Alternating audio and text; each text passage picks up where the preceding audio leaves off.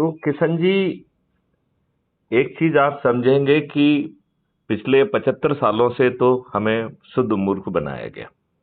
जी बिल्कुल।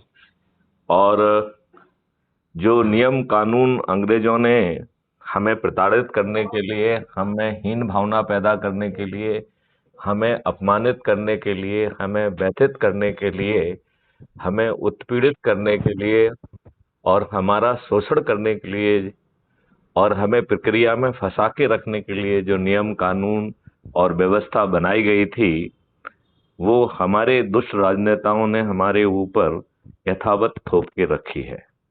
जी आपका चिंतन क्या कहता है कि क्या अच्छा राजनेता अपने देशवासियों पर गुलामों के नियम कानून थोप के रखता है?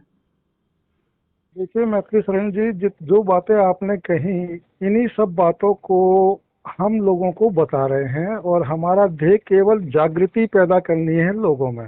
नहीं, हमारा ध्येय, साथ ही हमारा, साथ ही हाँ, हाँ हाँ, हमारा ध्येय इससे आगे होना चाहिए। जी जी, मैं पूरी बात कर लूं, लेकिन हमारा ध्येय इससे आगे तभी संभव है कि जब जनता ये जाने, ये समझे कि जो सत्ता पर उसने बैठा रखे हैं वो गुलाम बैठा रखे हैं।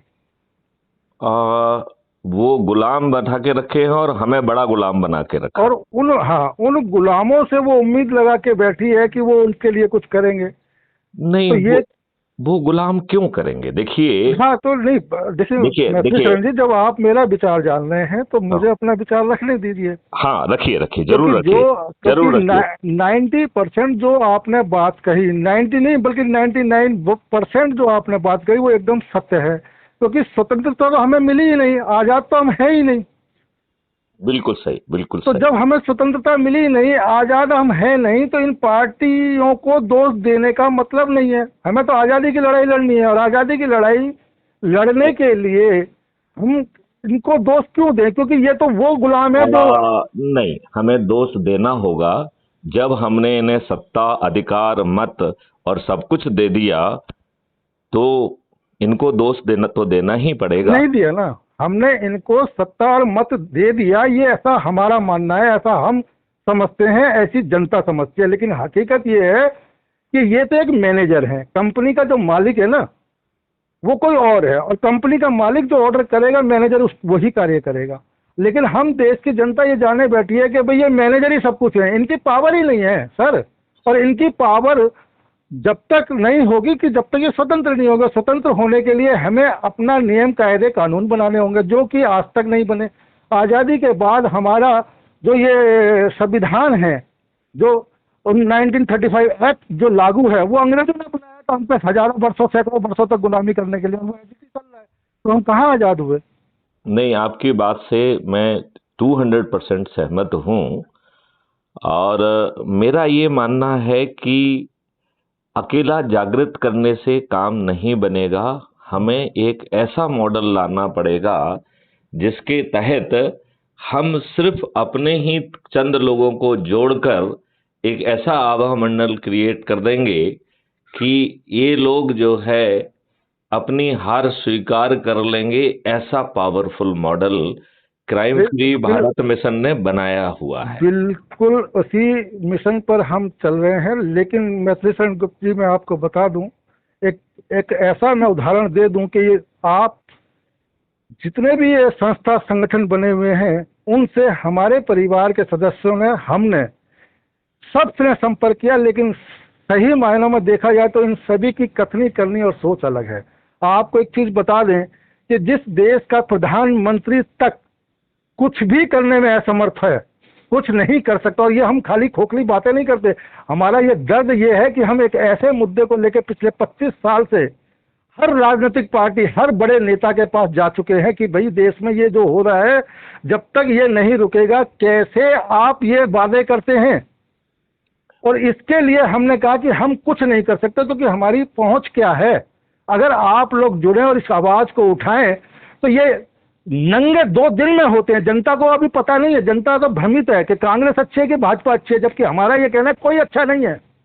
बिल्कुल। ये सभी के सभी आपको अपने अपने तरीके से उल्लू बना रहे हैं, लूट रहे हैं। और देखिए, कांग्रेस ने तो शुद्ध रूप से आपके ऊपर गुलामों के नियम थोपे, जो भी हमारा संविधान है जिसमें कि दो बहुत अच्छी चीजें हैं, fundamental rights and directive principle of state policy, इन दुष्ट राजनेताओं ने इन दोनों का लेफ्ट राइट और सेंटर वायलेशन किया। जी। और हमारे माननीय नरेंद्र मोदी जी ने तो पिछले वर्ष 15 कांग्रेस ने थोपे, मानते हैं, कांग्रेस तो सभी समस्याओं की जड़ है एक तरीके से। अगर उसने समझौते के तहत, संधि के तहत आजादी ना ली होती तो आज ये हालात ना देखने पड़ रहे होते, और साल 1.5 साल में हम पूर्ण स्वतंत्र होते। शायद उसके नेताजी पहले, सुभाष शायद चंद्र उसके बोस की पहले जो ही। मेहनत थी, जो करा लिए करा था उन्होंने, इस कांग्रेस ने और अंग्रेजों ने मिलकर षड्यंत्र के तहत उसको धूमिल कर दिया, क्योंकि अंग्रेज जान चुके थे कि आजादी तो अब इनको देनी पड़ेगी, तो क्यों ना। मेरा मानना है कि कांग्रेस की अलावा यदि हम अकेला जवाहरलाल नेहरू को भी कहें तो अतिशयोक्ति नहीं होगी। देखिए ये तो है कि, देखिए मैत्री सर जी, आपने वो तो सुना होगा कि लड़े फौज नाम कप्तान का।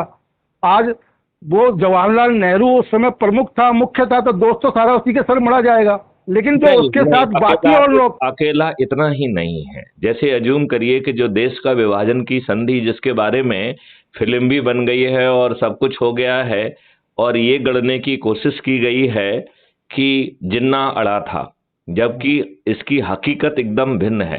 हकीकत ये है कि एडमिना को ये टास्क दिया गया कि आप जवाहरलाल नेहरू और जिन्ना को लाइए, तो एडमिना ने पूछा, माउंटबेटन से पूछा। मैत्री शरण जी, ये सब बातें हम जानते हैं, लेकिन अब इस समय इन बातों का गड़े मुर्दे उखाड़ने का कोई फायदा नहीं है। अब तो जो प्रेजेंट में स्थिति है, इसको कैसे बदला जाए उस पर चिंतन मनन करके इसको 2 मिनट में बदला जा सकता है, और बिना 5 पैसे खर्च बदला जा सकता है। हमें ना तो किसी राजनीतिक पार्टी के पास जाने की जरूरत है, ना ही किसी संगठन के पास जाने की जरूरत है। केवल हमें अपने लोगों को जोड़ने का काम करना है, केवल अपने लोगों का। और ये देखिए, मैं आपको ये